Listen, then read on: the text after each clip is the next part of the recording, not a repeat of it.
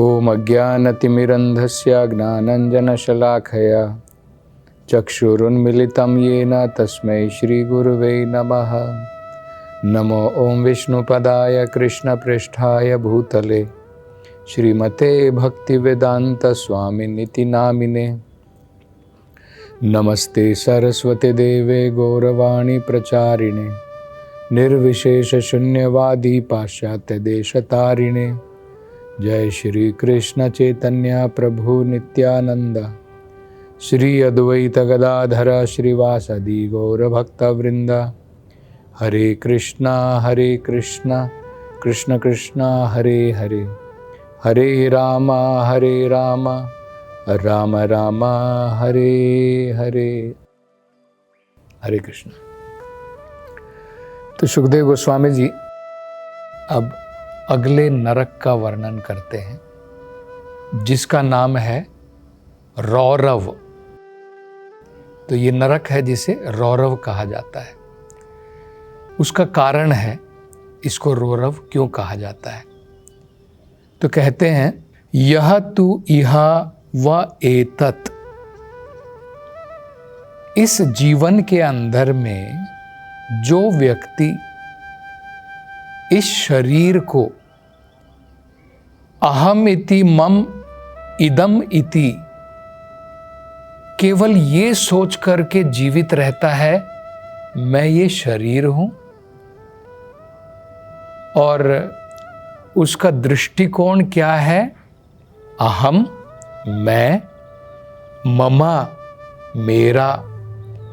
तो जो ये सोचता है मैं शरीर हूं, शरीर से जुड़ी हुई वस्तुएं मेरी हैं, और उसके कारण क्या करता है, भूतद्रोहेणा दूसरे जीवों के साथ में, चाहे वो मनुष्य हो चाहे वो जानवर हो, कोई भी जीव हो, उनके साथ में द्वेष रखता है। द्वेष का मतलब होता है एनवी, घृणा करता है या फिर ईर्ष्या करता है, जलन है उनको दूसरे लोगों से, दूसरे जीवों से। और उसके द्वारा वो क्या करता है, केवल स्वकुटुंब एव अनुदिनम,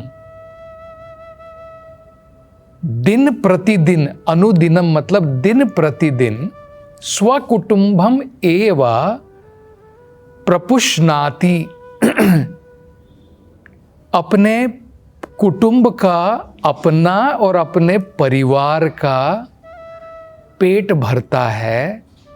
किसके द्वारा, दूसरे लोगों, दूसरे जीवों के प्रति द्रोह, द्वेष, घृणा, इस प्रकार की भावना रख करके जो व्यक्ति ये सोचता है मैं और मेरा, तो इस प्रकार का व्यक्ति वो कहते हैं सह तथा इहा विहाय स्वयं तत् अशुभेन रौरवे निपतति।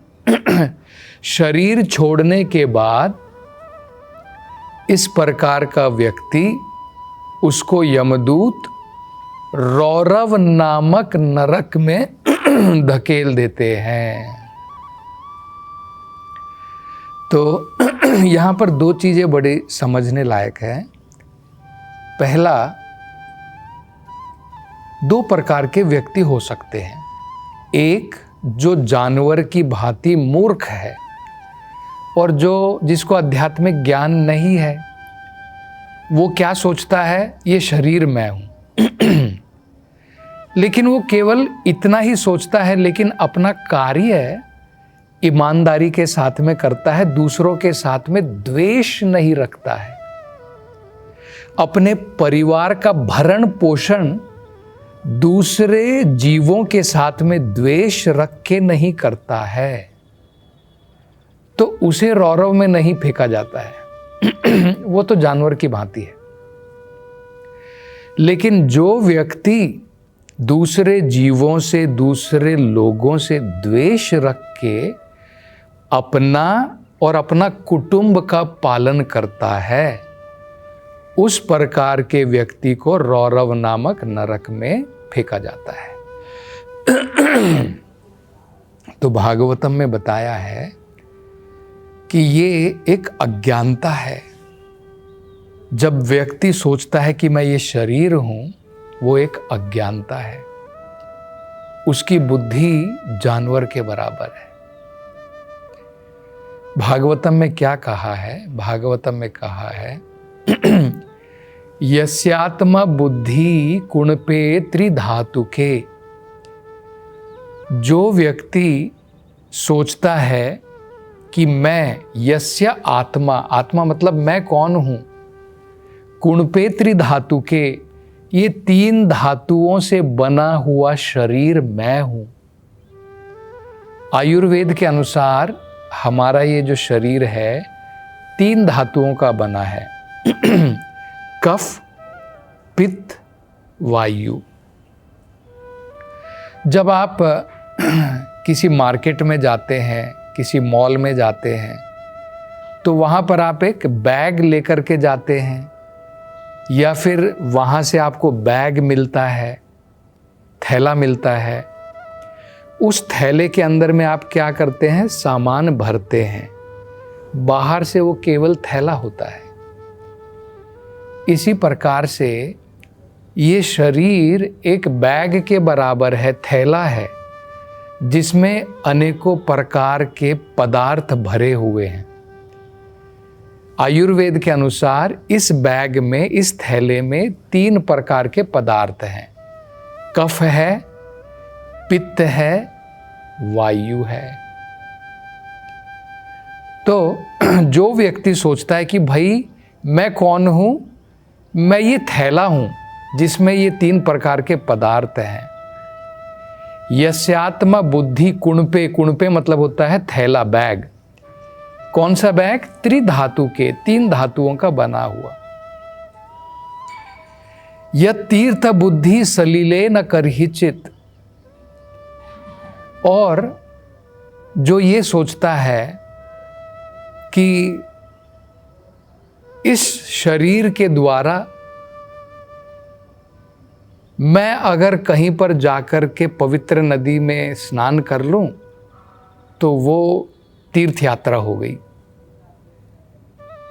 यह तीर्थ बुद्धि सलीले न करहिचित। केवल पानी में स्नान करना, वहां पर जाकर के वो सोचता है मेरी तीर्थ यात्रा पूर्ण हो गई। तीर्थ यात्रा का मतलब केवल गंगा नदी में जाकर के डुबकी लगाना मात्र नहीं है। तीर्थ यात्रा में हम अब जाते हैं तो नियम के पालन के अनुसार हमें स्नान तो करना चाहिए, लेकिन साथ साथ वहां पर तीर्थ स्थान पर भगवत चेतना में डूबना चाहिए। भगवान के बारे में श्रवण करना चाहिए, भगवान का कीर्तन करना चाहिए। वो तीर्थ यात्रा का मतलब होता है।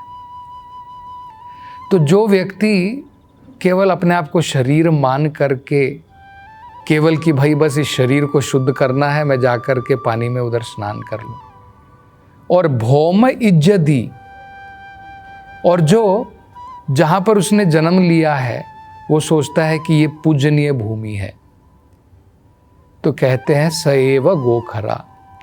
उसकी बुद्धि केवल जानवर के बराबर है, गाय और गधे के बराबर है, जो कुछ नहीं समझ सकते हैं। मतलब सब कुछ शरीर से जुड़ा हुआ देखता है, मैं और मेरा। जहां पर इस शरीर ने जन्म लिया वो पूजनीय है, जो इस शरीर से जुड़े हुए हैं वो मेरे लोग हैं। मतलब सब कुछ, उसकी बुद्धि टिकी हुई है शरीर के ऊपर, आत्मा के बारे में कोई ज्ञान ही नहीं है। उसे क्या कहते हैं? उसकी बुद्धि जानवर के बराबर है। तो ऐसे व्यक्ति वो जानवर की भांति इस भौतिक संसार में जीता है, उसको रौरव में नहीं फेंका जाता है। लेकिन जो व्यक्ति ये समझ करके दूसरे प्राणियों को उनके साथ में द्वेष रखता है, दूसरे लोगों के साथ में द्वेष रखता है और इस द्वेष के द्वारा अपने परिवार का, अपने शरीर का भरण पोषण करता है, उसे रौरव नरक में फेंका जाता है। इसका नाम रौरव क्यों बताया जाता है? क्योंकि यहां पर रौरव नाम के जंतु पाए जाते हैं। इस नरक में रौरव नाम के जंतु होते हैं जो इस भौतिक संसार में नहीं दिखाई देते, लेकिन वो सांप से भी ज्यादा दुष्ट होते हैं। सांप हमें पता है कितना जहरीला होता है, किसी भी व्यक्ति को काट सकता है, उससे भी ज्यादा जहरीले बताए जाते हैं।